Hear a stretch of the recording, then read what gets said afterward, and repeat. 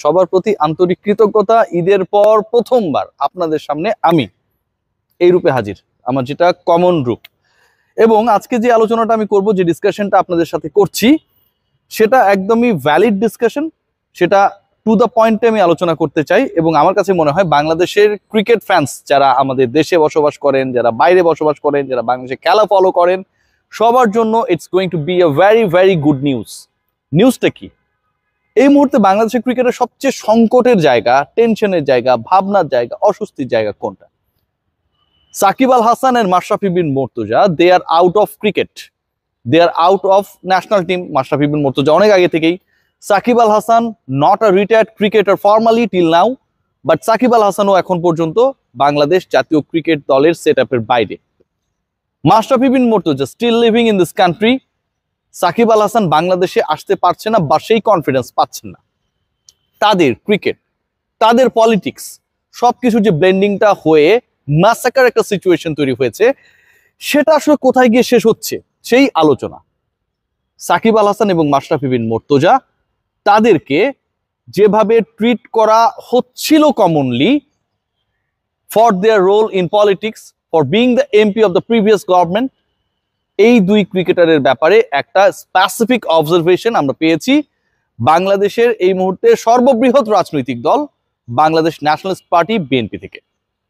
আমি কোনো আমার কথা বলছি না, আমি উদ্ধৃত করেই বলছি। ইশরাক হোসেন, আপনারা সবাই জানেন, ইশরাক হোসেন হচ্ছে প্রয়াত মেয়র এবং স্পোর্টস মিনিস্টার, বিএনপি সময়ে তিনি ছিলেন। সাদেক হোসেন খোকা, বাংলাদেশের স্পোর্টসে যার একটা বড় অবদান, সেই সাদেক হোসেন খোকার সন্তান, সুযোগ্য সন্তান। এবং ঢাকা দক্ষিণ সিটি কর্পোরেশনের মেয়রের দায়িত্ব নেবার জন্য তিনি যে মামলা করেছেন, সেখানটা তিনি জিতেছেন, অফিসিয়ালি সেই দায়িত্ব তিনি পালন করবেন। বিএনপির রাজনীতিতে এই মুহূর্তে যে কজন ইয়াং অ্যান্ড ইমার্জিং লিডারশিপ রয়েছে, তাদের একজন ইশরাক হোসেন মাত্র কদিন আগে স্পেসিফিক ভাবে বলেছে সাকিব আল হাসান আর মাশরাফি বিন মুর্তজার যে বাংলাদেশের ক্রিকেট হিস্ট্রিতে ইনভলভমেন্ট, কন্ট্রিবিউশন, সেই ইনভলভমেন্ট এবং কন্ট্রিবিউশন বিবেচনায় রেখে তাদেরকে ভিক্টিমাইজ করা কোনোভাবে উচিত হবে না। I am repeating, Shakib Al Hasan এবং মাশরাফি বিন মুর্তজাকে কোনোভাবেই তাদের অবদান বিবেচনায় ক্রিকেটে ভিক্টিমাইজ করা উচিত হবে না, এবং সেটা তিনি চান না। এখন এই কথা তো আমিও বলতে পারি, আপনারাও বলতে পারেন যে আপনি বা আমি চাই না, কিন্তু ইশরাক হোসেন যখন বলবে, সেই কথাটা বা সেই চাওয়া না চাওয়াটা অনেক বড়, সেই চাওয়া না চাওয়াটা অনেক ইনফ্লুয়েন্স ক্যারি করে। সেই চাওয়া না চাওয়াটা অবশ্যই ফর্মাল এমন একটা স্টেটমেন্ট যেখানটায় সাকিব আল হাসান এবং মাশরাফি বিন মুর্তজার ক্রিকেট ক্যারিয়ার নিয়ে যে অস্বস্তি ছিল না, পলিটিক্যাল ক্যারিয়ার নিয়ে যে অস্বস্তি তৈরি হয়েছে, সেই অস্বস্তি অনেকটা দূর করে।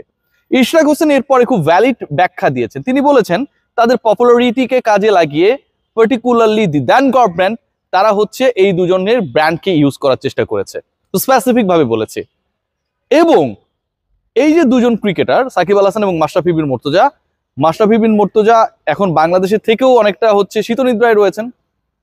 সাকিব আল হাসান দেশে আসতে পারছেন না। সাকিব আল হাসান তার বন্ধু তামিম ইকবালের জন্য ফেসবুকে শুভেচ্ছা জানিয়েছেন যেন দ্রুত সুস্থ হয়ে ওঠেন। লাস্ট ম্যাচটা তিনি খেলতে পারবেন কি পারবেন না সেটা নিয়ে অনিশ্চয়তা। বাংলাদেশ ক্রিকেট বোর্ড এখানটায় কোনো রোল নিতে পারে নাই, স্পেসিফিক কোনো স্টেটমেন্ট আমরা পাই নাই। সিলেকশন প্যানেল থেকে বলা হয়েছে পারফরমেন্সের কারণে সাকিবকে রাখা যাবে না, এর থেকে বাজে যুক্তি আর হইতে পারে না। সেখানটায় ইশরাক হোসেন বলেছেন যে এই যে দুজন ক্রিকেটার যারা হচ্ছে এমপি হয়েছেন, কিন্তু তারা তাদের এই এমপিত্বকে কাজে লাগিয়ে এলাকায়ও কোনো ধান্দাবাজি, দুই নাম্বারি, টাউটারি এগুলো করে নাই।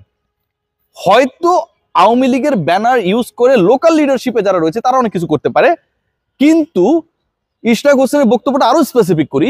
তিনি বলেছেন আমি যেহেতু মাঠের পলিটিক্স করি, সো মাঠে কি হচ্ছে সেটা আমি জানি। এরকম কোন ধরনের বড় ধরনের অবজারভেশন, অনিয়ম, বিশৃঙ্খলা, মারপিট করা, দখল করা, চাঁদাবাজি করা, লুটতরাজ করা সাকিব আল হাসান এবং মাশরাফি বিন মুর্তজার ব্যাপারে নেই। কি দাঁড়ালো ভাই? এই দুজন প্রথমত ভিক্টিমাইজ করা উচিত হবে না, তার মানে তাদেরকে ভিকটিম করা হয়েছে, যেহেতু তাদেরকে তাদের ব্র্যান্ডকে ইউজ করে পলিটিক্সে আনা হয়েছিল। সেকেন্ড পয়েন্ট যেটা, তারা এমপি হবার পরেও, পার্লামেন্টারিয়ান হবার পরেও তাদের এলাকায় এমপিরা সচরাচর বাংলাদেশে যেটা করে উইথ ডিউ রেসপেক্ট, আমরা সবাই জানি, সেরকম কোনো ধরনের বিতর্কিত কর্মকাণ্ডে জড়ান নেই। এর বাইরে যদি কোনো ইস্যুস থাকে সেটা লিগালি মোকাবেলা করা হবে, সেটাও তিনি বলেছেন।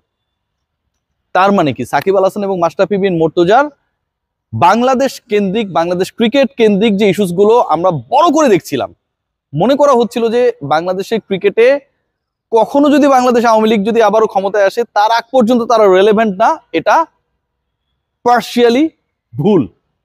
তাদের ভিক্টিমাইজ করা হবে না। ইট মিনস তাদের contribution in cricket Bangladesh nationalist party logically চায়। ইশরাক হোসেন সেই ব্যাপারটাই প্রচ্ছন্নভাবে বোঝানোর চেষ্টা করেছেন। তাহলে এখন আমরা কি বলতে পারি? যেই ট্যাগলাইনটা দেখছেন, সাকিব আল হাসান বাংলাদেশের হয়ে আবারও খেলবেন, সাকিবকে ভিক্টিমাইজ করা উচিত হবে না, মাশরাফিকে ভিক্টিমাইজ করা উচিত হবে না। তারা পলিটিক্যালি গণহত্যার সাথে জড়িত ছিলেন না, এরকম কর্মকাণ্ডের সাথে তাদের ইনভলভমেন্ট ইশরাক হোসেন তিনি মাঠে রাজনীতি করেন, তিনি পান নাই। তাহলে কি দাঁড়াচ্ছে? তাহলে তো ভাই তাদের ব্যাপারটা কনসিডারেশনে আসছে। তাহলে তো সাকিব আল হাসান বাংলাদেশের হয়ে, if is okay to play, if is fit to play, if is a good performer to play, contribute to his country, তাহলে সাকিব আল হাসানকে মাশরাফির ক্যারিয়ার নিয়ে তো আসলে আলোচনার কোনো সুযোগ নেই। না খেলানোর বা একটা গ্র্যান্ড রিসিপশন দেওয়ার ক্ষেত্রে কোনো বাধা থাকছে না। This is the reality, this is the truth. So আমার কাছে যেটা মনে হয় যে যেই সিচুয়েশনটা অগাস্টের 5-এর পরে ক্রিয়েট হয়েছিল, এবং সাকিব মাশরাফি তো ব্ল্যান্ডারও করেছেন যথেষ্ট। ওই সময়টায় যেভাবে মানুষ মরছিল, ভাই ভুলে যান কে কোন দলের, কে কোন আদর্শের, আমি কোন রাজনীতি করি, রাজনৈতিক চেতনা বিলং করি, সেটা মুখ্য না। মানুষ মারা যাচ্ছে, আওয়ামী লীগ, বিএনপি, জামাত শিবির, সাধারণ মানুষ যেই হোক না কেন ভাই, ব্লাডের কালার সবারই এক, লাল, মারা যাচ্ছে। সো ওই জায়গাটা একটা স্টেটমেন্ট তো তাদের কাছ থেকে এক্সপেক্ট করা হচ্ছিলই, তারা সেটা করেন নাই, পরবর্তীতে দুঃখ প্রকাশ করেছেন। এবং আমার কাছে মনে হয় খুবই দায়িত্বশীল একটা জায়গা থেকে ইশরাক হোসেন তার যে বক্তব্যটা দিয়েছেন, এটাতে সাকিব আল হাসান এবং মাশরাফি বিন মুর্তজার যে বাংলাদেশের ক্রিকেটের রেলেভেন্স নিয়ে প্রশ্ন উঠছিল, সাকিব আল হাসানের আবারও কখনো লাল সবুজের জার্সি গায়ে আমার সোনার বাংলা গেয়ে মাঠে নামার সম্ভাবনা নিয়ে যে প্রশ্ন তৈরি হচ্ছিল, সেই প্রশ্নটা অনেকটা নিভে যায়। Now this is the responsibility of Bangladesh cricket board, যে সাকিব আল হাসানের ব্যাপারে তারা একটা positive, gutsy, dominating, logical decision নেবে কি নেবে না for his grand farewell. Shakib Al Hasan নিশ্চয়ই বছরের পর বছর খেলবেন না। সাকিব আল হাসান খেলার জন্য যে এভেলেবেল, সেটাও তিনি প্রমাণ করেছেন ওই বোলিং অ্যাকশন পরীক্ষায় বা মেকানিক্যাল টেস্টে তিনি যখন অবতীর্ণ হয়েছেন। হোয়াট ডাজ ইট মিন? যে তিনি এখনো খেলতে চান, 38 বছর বয়সেও খেলতে চান, এবং তিনি সব পাস করেছেন। সো বাংলাদেশ ক্রিকেট বোর্ডের রোলটা এখন জানার, দেখার, বোঝার। ডেফিনেটলি সিলেকশন প্যানেল কিংবা ফারুক আহমেদ তারা কোনো একটা সময় মিডিয়ার সামনে আসবে। আমার সাথে যদি টাইমিংটা বনে, আমি এই কোয়েশ্চেনটাই করব যে সাকিব আল হাসান যাই হোক না কেন, পলিটিক্যালি যদি সাকিব আল হাসান খারাপ হয়, বাংলাদেশের সর্ববৃহৎ রাজনৈতিক দলের একজন লিডার, শীর্ষ লিডারদের একজন, তিনি যখন বলছেন যে এটাতে তাদেরকে ভিক্টিমাইজ করা উচিত হবে না, তখন বাংলাদেশ ক্রিকেট বোর্ড, যেটা নিজেই কোনো পলিটিক্যাল অর্গানাইজেশন না, তারা কি সাকিব আল হাসানকে বাংলাদেশের হয়ে খেলা বা বাংলাদেশ থেকে একটা গ্র্যান্ড রিসেপশন দেওয়ার ক্ষেত্রে বাধা হতে পারে? নিশ্চয়ই না। সো আর বলার কিছু নেই, আলোচনা দীর্ঘায়িত করতে চাই না। Good luck for all the players যারা আসলে বাংলাদেশকে বিভিন্ন সময় রিপ্রেজেন্ট করেছেন, এবং একই সাথে আমার কাছে মনে হয় it could be a awareness for all, যে দিন শেষে আপনারা ভাই আমাদের icon for your play, for your playing career, for your games, for your performance. কিন্তু আপনারা যখন পলিটিক্যাল পার্টির মধ্যে চলে যান ক্যারিয়ার শেষ করার আগে, সেটা সবার জন্যই অনেক বেশি বিব্রতকর হয়। সবাই ভালো থাকবেন, টেক গ্রেট কেয়ার।